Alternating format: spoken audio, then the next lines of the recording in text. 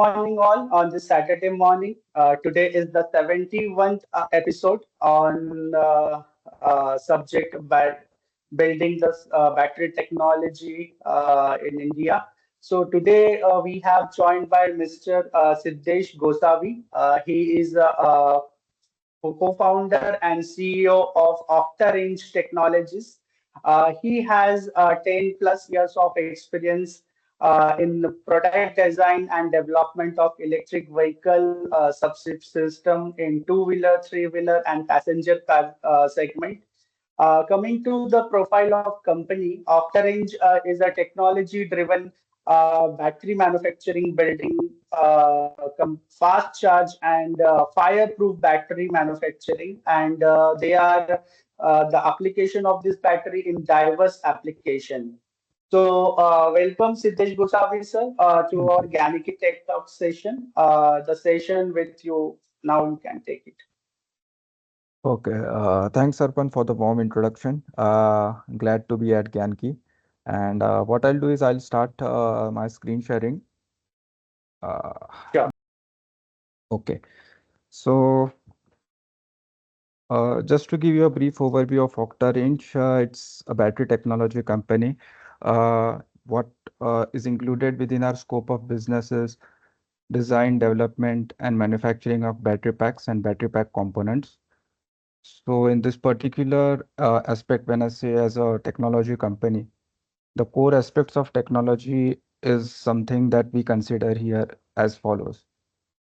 So, 1 second, I'll just slide this.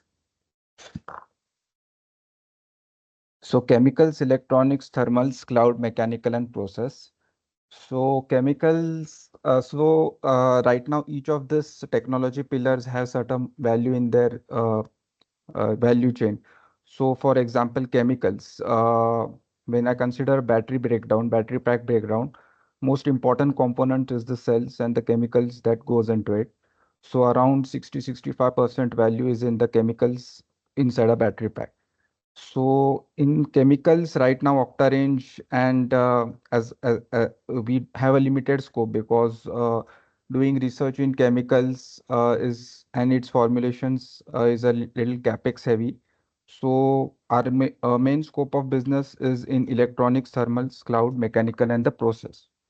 So when I say about electronics, that includes the battery management system. When I say thermals, it's about the liquid cooling system.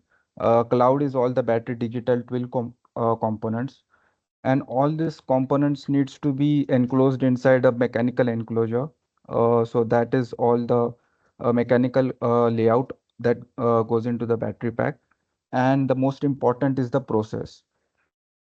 So process is basically how we are assembling the battery pack. What are the quality checks that are going in pre-production, during production, and post-production.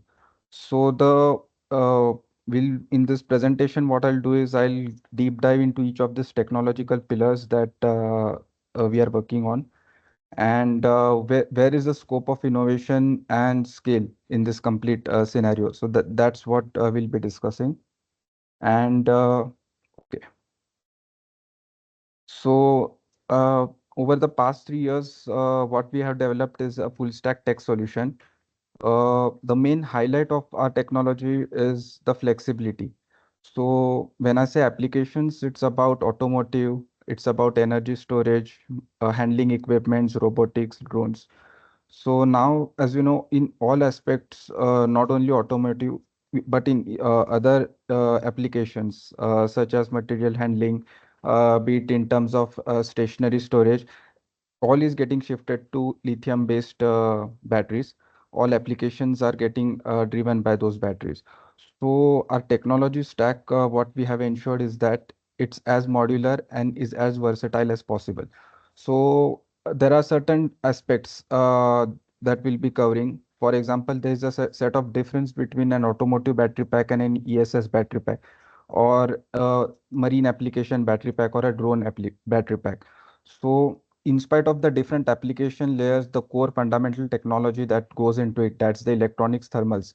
So that's the modularity that we have maintained. Uh, and mainly it's the chemistries as well. So not only the technology is as per different applications, but we can cater to different chemistries. The most prominent one that's in usage is the LFP, lithium ferrophosphate chemistry.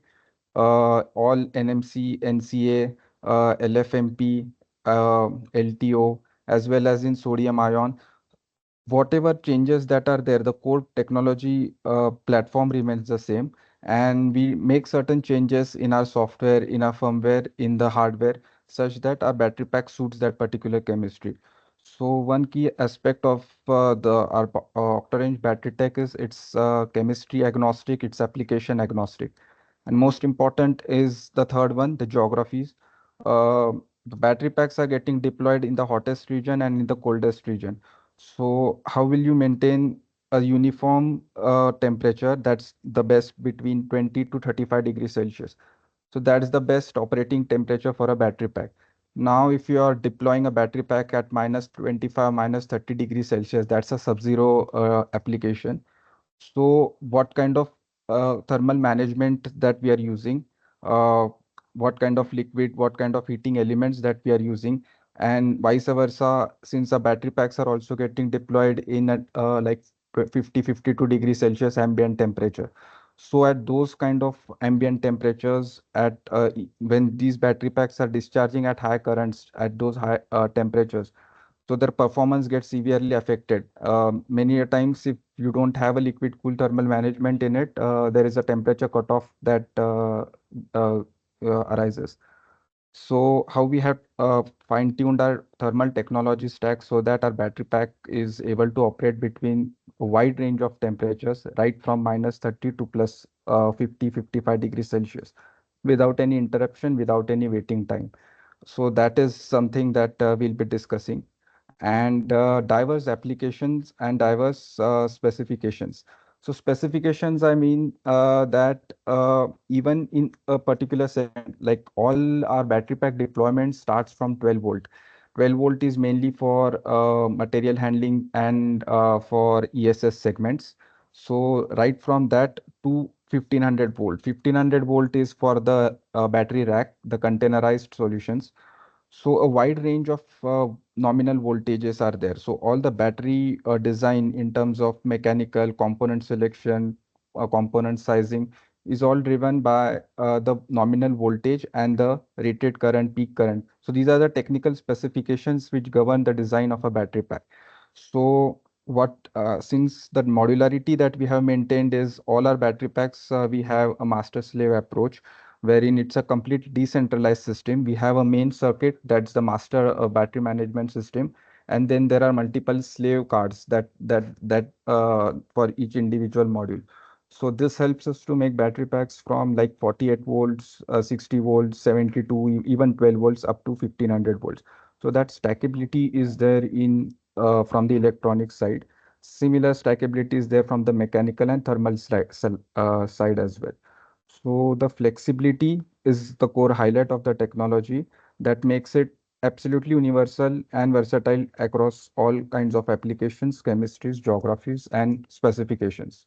So that's our main value. Uh, the technology highlights. Uh, so first, let's address what's the main pain point that's there in these batteries right now is the charging time. So if you consider any two-wheeler battery packs, normally these good ones take 2-3 hours. Normal two-wheeler battery packs take 3 to 4 hours to charge. I'm excluding some fast charging, I'm excluding some fast charging vehicles that are already there, like Ola, Ether. But the rest of the market is at 3 to 4 hours charging time. So yes, so how to accelerate this charging time is what we have able to achieve through our battery management system and thermal management system. So one pain point, that is charging time, we are able to reduce it 4 to 6 times faster as compared to the industry standard. So how we are able to do it is by having the electronics that supports the power electronics that supports high current rate, the algorithms that goes into the battery management systems that allow high charging currents to go into the battery pack. And at the same time, as the currents are higher, the heat is extremely high during a fast charging application. So the liquid cooling unit takes away the heat during a fast charging application. So that's how we are able to deliver fast charging. At the same time, many hazards such as battery fires are avoided because the coolant that we are using in this process is a fire retardant one. So even if there is any, say, internal puncture or an internal short circuit that happens in a battery pack, at the most the battery pack becomes non-operational, but it doesn't catch fire. So that is one of the main pain point that we are able to address. And since our last many past experiences, there have been frequent breakdowns in the battery packs that were deployed. So, how to overcome that? So, first, what we realized that to identify the RCA, that's the root cause that happens when all these battery packs break down. So, those we are able to tackle by having our digital twin. So, for example, what happens if some battery pack goes into breakdown or it stops working? We just get to know the complete data profile of the battery pack, what exactly is the fault, and then accordingly we take an action. So if it's an hardware fault, we have a physical intervention, or if there's a software bug or a firmware issue, that can be tackled through an OTA. So that's how we are able to address the core pain points that the overall battery industry is facing right now. And the complete tech stack that we call, like that comprises of our electronics, thermals, mechanicals, IoT, a cluster of these components. So we have completed our AIS 156038 and all kinds of other certifications that are needed in this. So one major highlight is that in the Amendment 3, since the regulations are getting stricter and stricter, the latest amendment was having this fire test in it, wherein a battery pack was to be subjected on a direct flame for 75 seconds, and the battery should not explode. So that is the criteria to pass that particular test. So whereas we have able to sustain our battery for 900 seconds without any explosion, so that makes it around 12 times faster than the industry standard that's there right now. So a supporting video, I think you can see it. I'll just play it for your reference.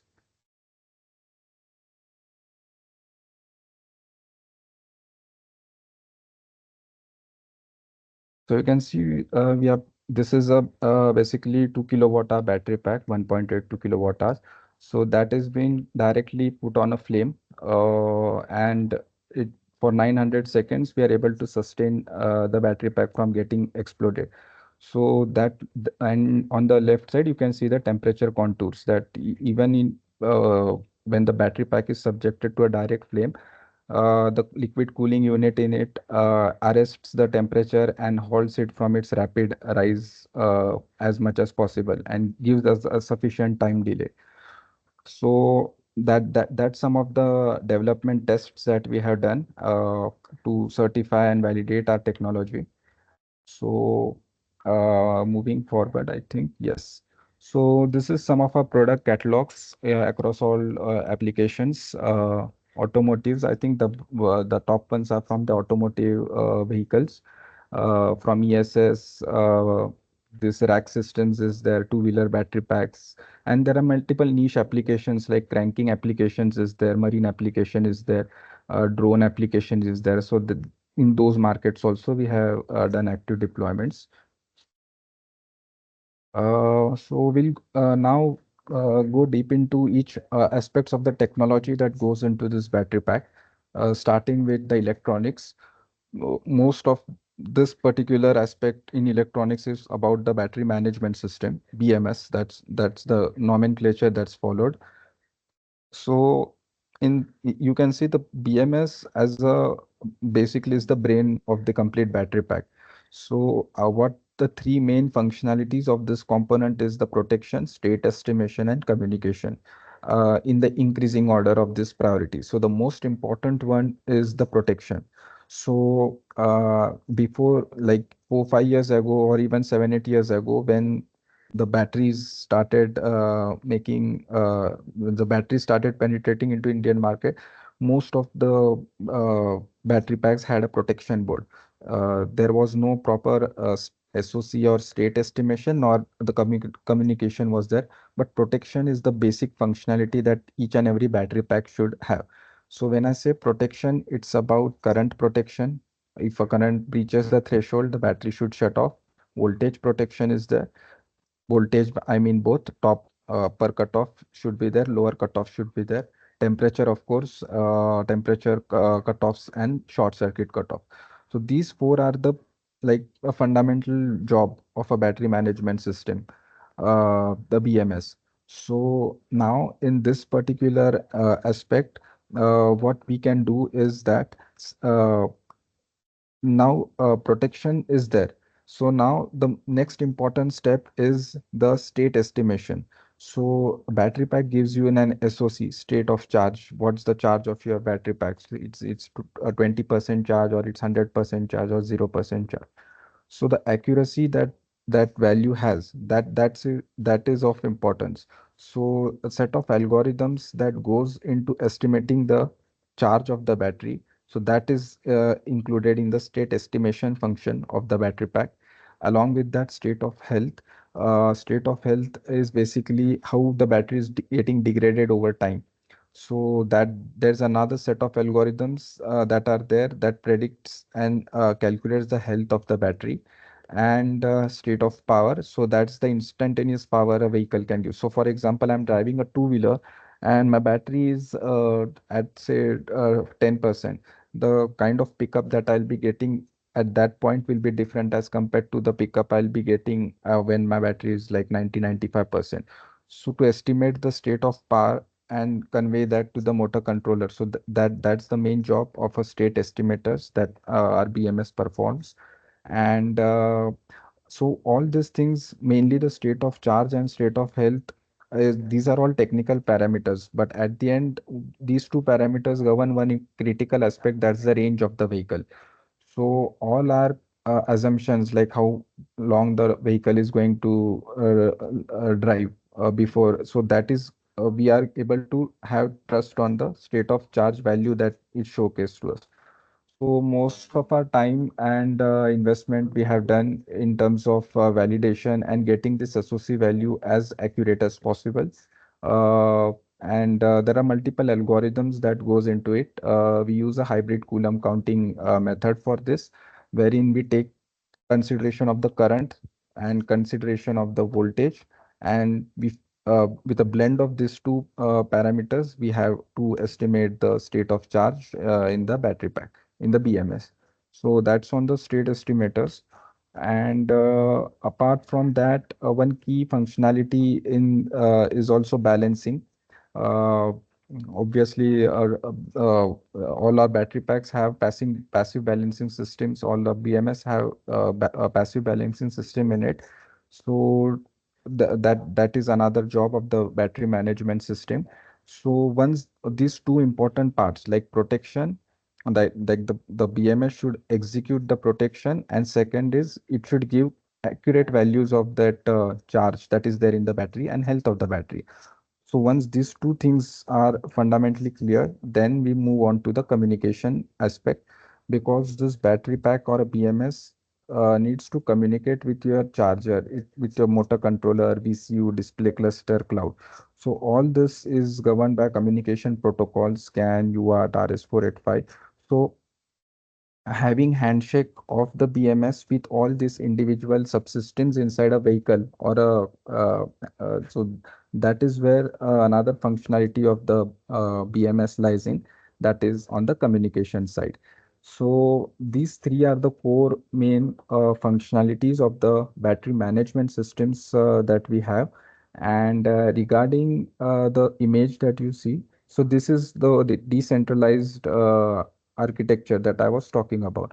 So suppose I have four battery packs or four battery modules. So I'll be using four slave cards. And the box that you can see houses our master board and our power distribution unit. So power distribution unit is basically our switching devices like contactors. Uh, so in all these applications that we are working on are high current applications wherein we use contactor based switching. So even if it's an ESS application or if it's a heavy automotive application or a niche application like material handling, our PDU box we are able to redesign like this component in terms of sizing. We have to change the contactors, sizing specs, but our overall architecture remains the same. So that's where the complete modularity, as I was mentioning in the earlier side, that the technology stack is completely versatile. So that is how we are able to achieve it by using a complete decentralized approach. Uh, so this is on the electronic side. That's mainly the battery management system. Then we'll have a discussion on cloud basically. How we are doing this is the main functionality of our cloud is the analytics so far, because one aspect is that whatever batteries that we have right now on deployed on road or at client locations or at substations, so those batteries are having a set of data. So the first job is to get that data onto the cloud, wherein we can visualize that data from anywhere in India. So that is where the analytics platform comes into play. It's basically a dashboard, and each battery pack has an Aadhaar number, kind of a unique identity number, wherein we assign that number to each and every battery pack, and we get the complete details of that battery pack. And there are certain applications wherein the battery packs need like battery packs need GPS, so those kind of GPS units are also embedded in the IoT. So analytics is the first main functionality that we have. Once that functionality is there, then we move on to the fault diagnostics. So, suppose there are multiple batteries that are deployed. There is any battery pack going into a fault, like the battery pack is not working. So, the first thing that we do is that we go and we see what's the exactly the fault status of the battery pack. Says there has been some error, or there has been some issues regarding wire, or some say firmware issue, or some XYZ reason. So first is what our platform does, it categorizes the fault, whether it's a software fault or it's a hardware fault. Hardware fault is basically when some wire gets disconnected or some connector gets loose connections happen during any event. So those kind of faults first get identified. And then if there is any issue, then the physical intervention is needed, or else if there is a software fault, in that case it automatically we are able to uh, resolve that by making some changes in the firmware, or by those faults are basically like cell over voltage is there, then sorry, cell under voltage is there, then we have to charge the battery. If cell imbalance is there, so that kind of so suppose there are multiple batteries that are having imbalance in the cell, so at the end my range will be decreased. So before the fleet operator or the fleet operator and gets to know that the range is going to be decreased and those complaints are going to come, we immediately have a complete standard operating procedure where we have to balance the battery pack externally and then deploy it. So those kind of fault diagnostic, fault identification, and resolving that fault is something that we are able to do within our cloud. And one more important thing of this cloud is the predictive maintenance. So health of the battery pack.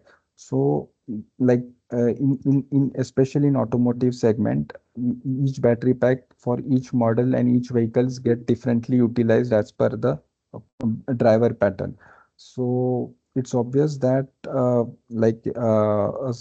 if you are the insurance or the warranty that you are offering on a battery pack, that warranty and insurance should be based on how the battery pack is getting operated. So that's where we are able to have a predictive maintenance. So in case if some issue is there, so for example, we have faced multiple issues wherein the battery was designed for some particular application for specific rated current. Whereas when the battery was in operation, we had observed that the rated current was maxed, like exceeding the one that was above the design limits. So what in turn it will do is that it will reduce your battery life, and then your warranty will be compromised. So in events like this, there are predictive maintenance process that we follow, wherein we have to do a derating of the current or straight away cut off of the current if certain thresholds are getting breached during an on-field operation. So that is the uh, the process that we follow so that the battery does not get damaged in the coming years due to the abusive operations that's happening on it. So that is on the maintenance part. And even there are certain pattern behaviors that we have observed, like multiple data sets of battery packs have been collected, even bench testing we have done, wherein we are able to sense certain patterns in terms of voltage, in terms of internal resistance, wherein we can detect event of an internal short circuit. So if those patterns are able to give us a signal that the certain battery pack has a potential issue in terms of internal shorting or some deviation in its normal behavior. So that is the point where these battery packs we raise a red flag and we call it for a further evaluation of what exactly is the problem.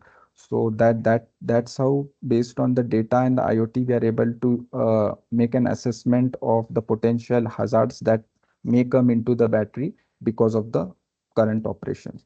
And yes, breakdown. So, and basically there are two events, like if we are able to have a certain kind of database and estimations wherein we know that this kind of battery packs is going to face this problem in, say, coming next 3 to 4 months or next 2 years or 1 year.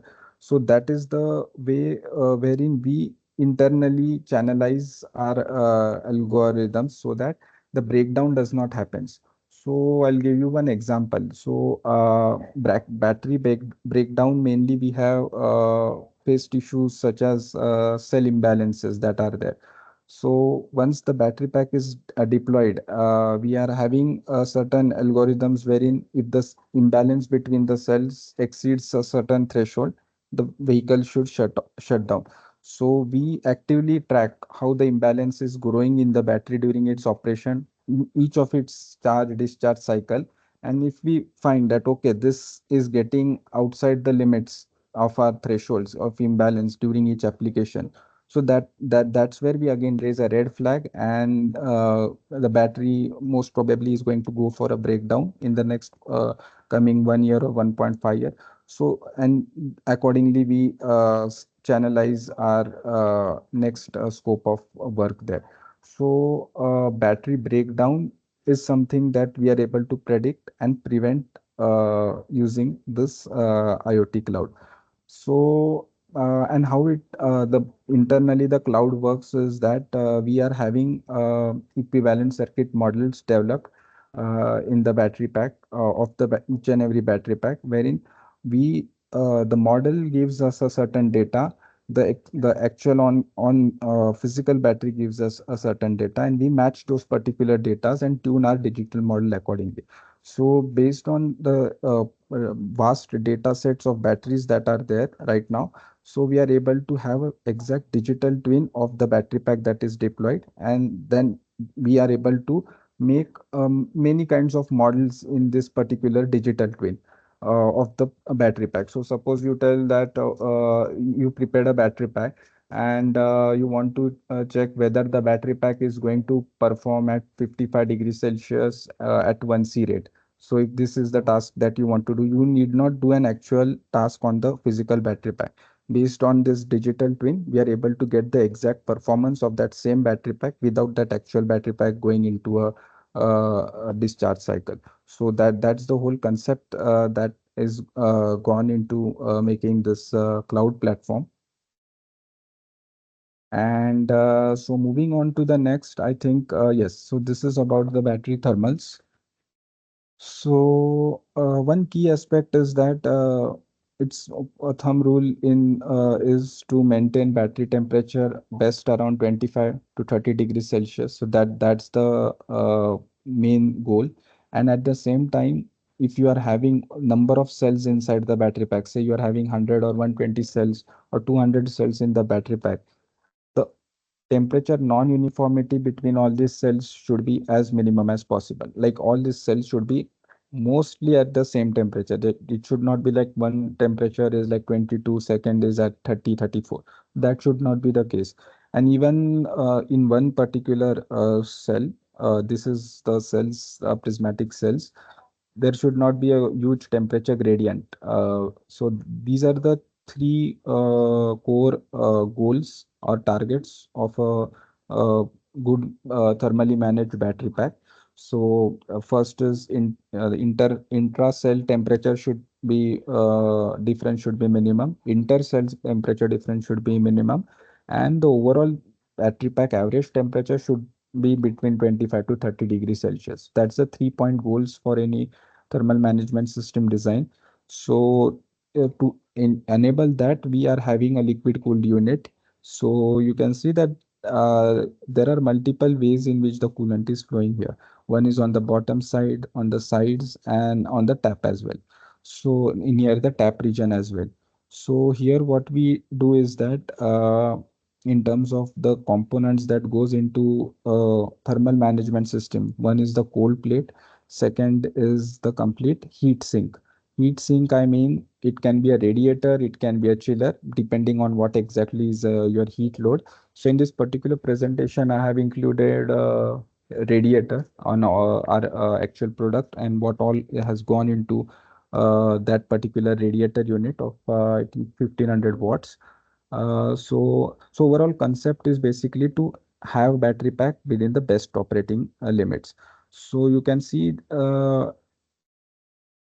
again, so you can see this particular cold plates as well.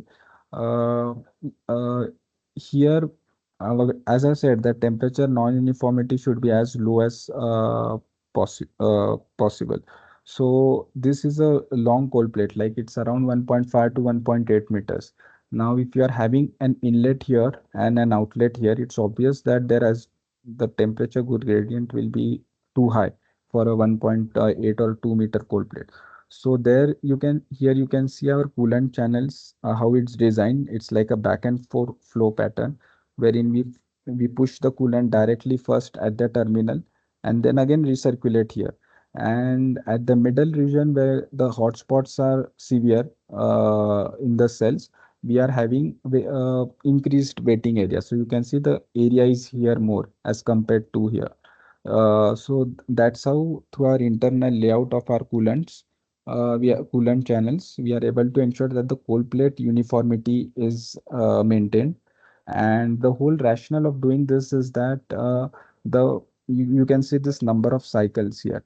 So if the cells are maintained at 30 degrees Celsius, your life cycles of the cells are almost 2 times. So thermal management and from cost, how it makes sense is that uh, cost is basically you can consider around 12 to 15% premium on a non-liquid cool battery pack. So now imagine you are paying, say for example, 15% more, 15% more. At the same time, you are getting the life of the battery pack 1.5 to 1.8 times as compared to the conventional pack. So from the cost economics, that's how it works when you have a liquid cool battery pack. And here you can see uh, one second. Yes. So even the couplers. So cold plate is just one component of a liquid cool battery pack. The cold plate will have its coolant couplers will be there. It will have hoses. There will be a radiator unit. So that will have a look at this. Okay. So this is the radiator unit. So now what is a radiator unit? Basically, in the cold plate, what you are doing is that you are taking all the heat away from the battery pack into the coolant, and now this heat needs to be rejected somewhere out in the ambient.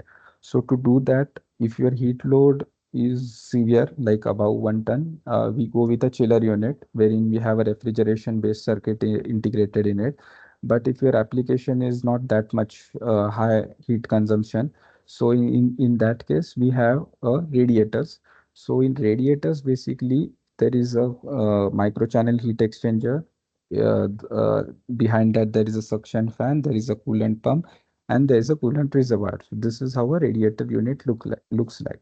So the heat is taken by the coolant, it's rejected out into the ambient by this radiator unit, and the coolant again is circulated.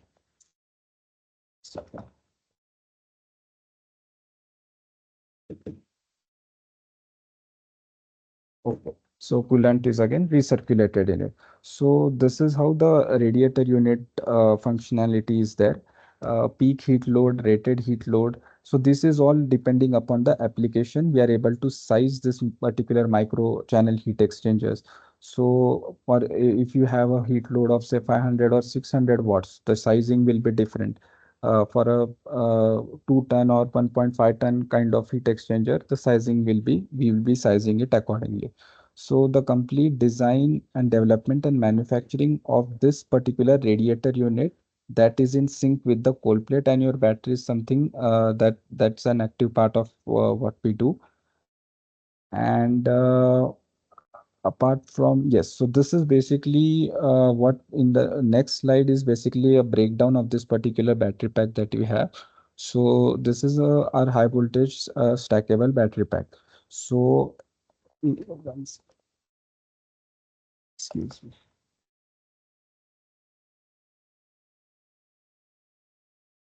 Sorry. So this particular battery pack, uh, if you disintegrate this particular battery pack, you can see that inside this battery pack there are multiple small modules. So the kind of modularity that I had mentioned earlier, like mechanical, thermal, and electronical. So that is how we are able to maintain. So you can see that in this particular battery module, there are total 1, 2, 3, 4, 5, 6, 7, 8, 9, 10. Total 10 battery modules are there. Each battery module has its own protection. By I mean protection, I mean a few slave card is there, the black one. So that is where the balancing happens for each particular module. And apart from that, each particular module has its thermal management system that's below each particular module. It's placed from the bottom. And so that's how the decentralization happens. So suppose tomorrow if I get a battery pack requirement of half of this particular kilowatt hour, in that case I have to just use half of this module. There's no complete re-engineering or redesign involved. So that's the modularity that we have maintained from mechanical standpoint, thermal standpoint, and electronic as well. And the earlier radiator unit that I was showcasing, so that is something that's placed outside the battery pack, wherein the airflow is there in the vehicle. So this is the this particular component is the radiator unit, radiator section. So you can see here in this particular wireframe diagram, so this is the heat exchanger, suction fan, and the complete reservoir pump hoses and the other assembly. Uh, Another important assembly here is the electronic section. That's the master BMS. So here you can see the battery management system, master board, and the complete power distribution components placed in it. So all aspects, all assemblies, and all the critical components inside this battery pack is decentralized. So tomorrow, if there is any change in the specification, change in cell form factor, or change in the overall kilowatt hour, or even change in certain dimensional aspects, the system is modular so that we can replicate it as per the new specific requirement. Uh, now I'll go through some of our deployments actually we had done in all applications. So this is for a two-wheeler battery. So the whole here you can see this was for 20-minute boost charge for 50 kilometers range for fleet operations here. So this is the basically the charging profile of the battery pack. So in between each ride, so for a fleet operation, once his one ticket is completed, like one ride of delivery and come back into the warehouse. So that is the time there is a 20-15 minutes time wherein he can have a boost charge at the warehousing location for a 20-minute. So and give that after the boost charge again go for 50 kilometers. So these are the charging profiles that are there that the fleet operator, the fleet rider does. And on a day, instead of having 70 80 kilometers of riding, yeah, 150 kilometers of daily ride is possible because of this fast charging.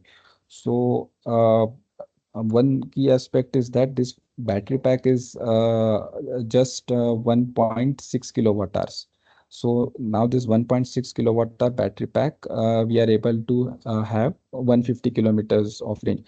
So if you don't have a fast charging and if you want a 150 kilometers of range, you will be needing a bigger battery pack, like 2.5, 3 kilowatt hours battery pack. So in that case, your overall cost will also increase. So instead of that, we are using a smaller battery pack and charging it fast, so that you are able to have the same kilometers. And this is all for fleet operations, for commercial sites and not for personal mobility. But the target goal is to have 150 kilometers of daily ride that we are able to achieve. And this is also a liquid cooled battery pack. The casing here is the heat sink. You can see the black color one. That's an aluminum extrusions wherein all the heat of the battery pack is getting rejected. So this is the overall concept, the overall result of the summary of the fleet operations. So directly reducing it from 4 hours to 20 minutes.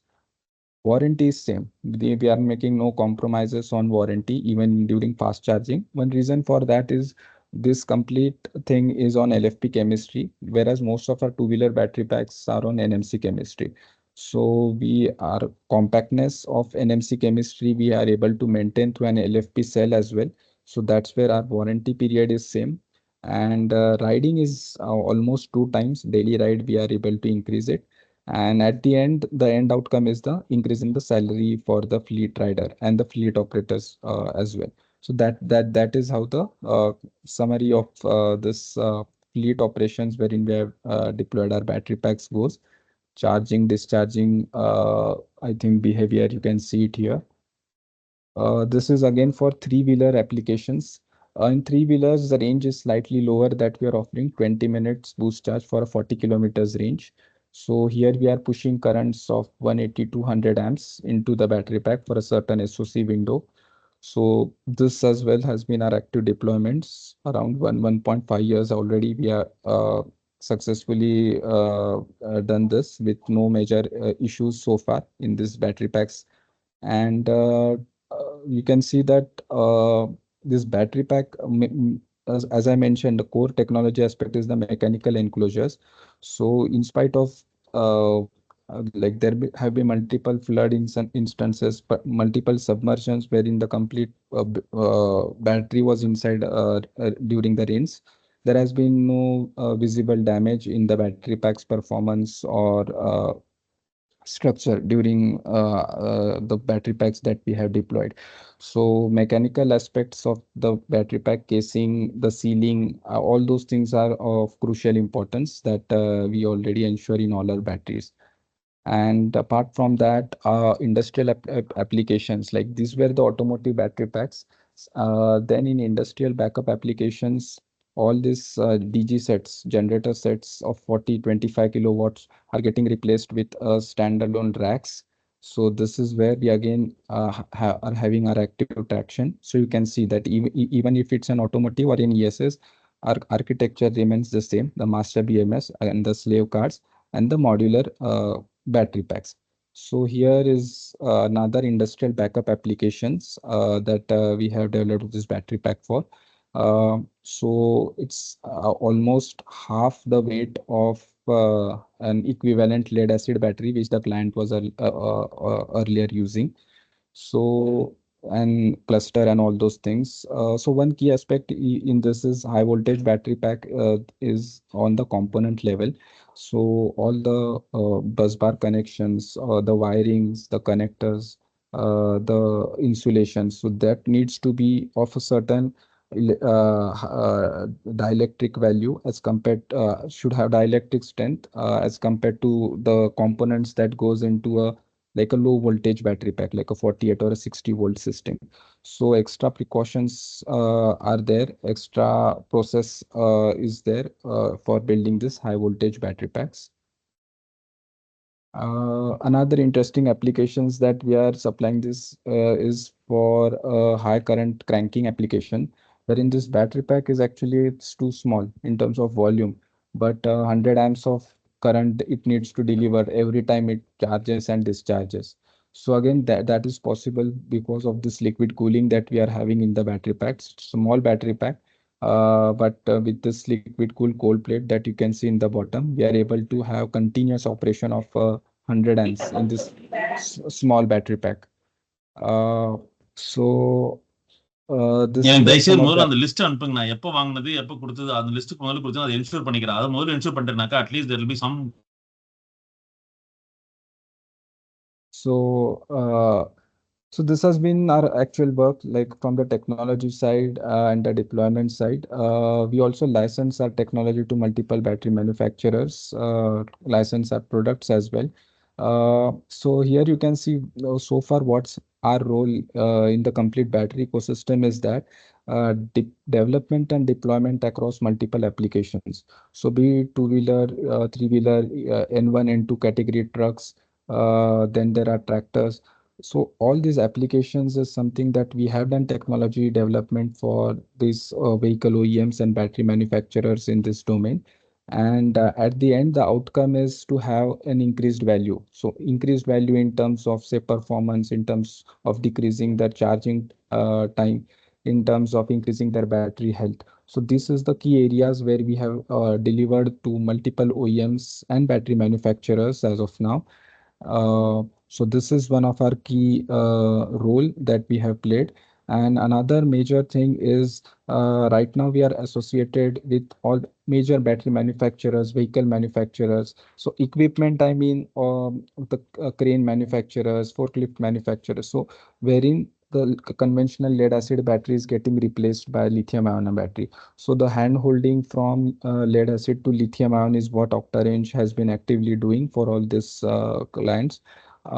Same applies for inverter manufacturers as well. So as you know, all our home application, home inverters, commercial inverters, residential, lift, power backup, all these are existing lead acid base. So now to have a lithium ion battery and to make an inverter, the same lead acid inverter compatible with this lithium ion battery is something that we have done with multiple clients in this ESS domain. Parallelly work with dealers and distributors who have been doing this like a complete system integration of inverter, battery, solar, EPC contractors, I mean.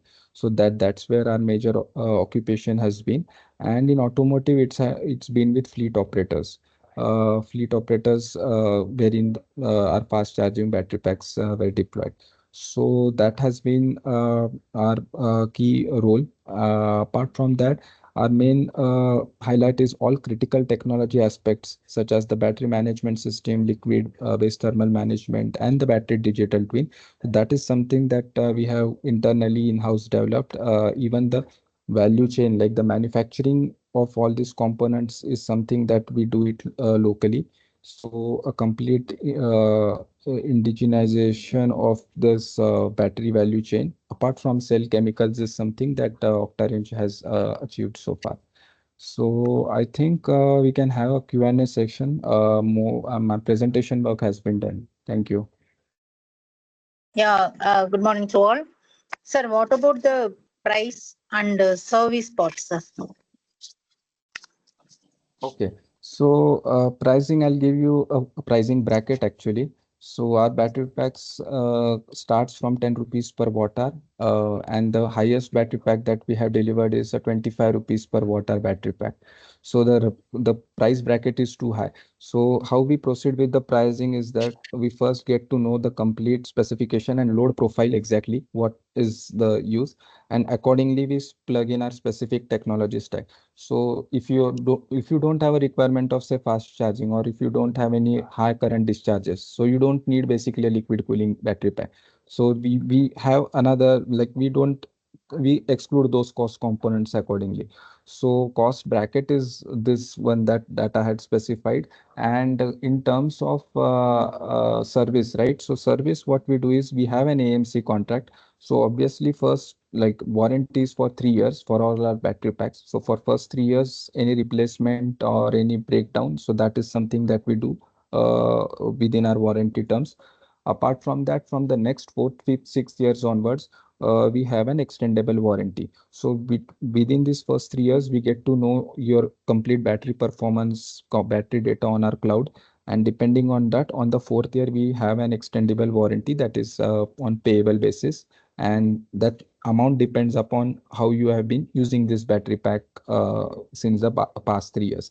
So that is how on the servicing side we are able to assist. How many life cycles do you provide, sir? Cycles Servicing cycle. or 2000 cycles is something that we give a warranty upon. The actual operational life of the battery pack is 3500 cycles. Okay. Sir, what is that 25 watt hours? What is the special of the battery pack? Okay, so special in case now, special in case of C rate, one is that most important criteria. So if you consider an automotive battery pack, right? So mostly it will be something, it will be a low current, like low in the sense 0.6, 0.7 C rate kind of application. But if there are certain niche applications such as cranking application is there, or some press backup application is there, wherein you need currents of like 3 to 4 times the C rate, like 3C, 4C kind of application. So at those kind of battery packs are extremely complex in terms of the cooling unit, in terms of electronics. Currents are like 600, 700 amperes. So in that case, the costing, those technological complexities get reflected into our costing. So the maximum we have done like 25 rupees per watt hour kind of battery packs. And in these battery packs, even the cells are having are at, of higher value. So that's how the cost is high. Okay, thank you, sir. Do you have any service and supporting system, sales supporting system in Tamil Nadu, sir? Tamil Nadu, no, currently not. Okay. Okay, thank you.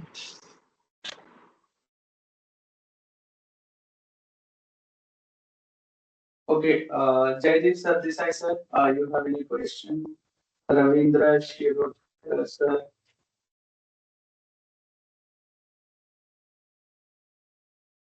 Suhas Mohite. Hello, Siddhesh. Good morning.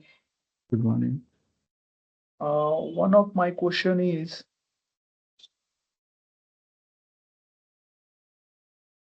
hello, Yes, sir.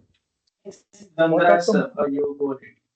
what are the most promising solution to mitigate lithium plating during the fast charging in lithium-ion batteries?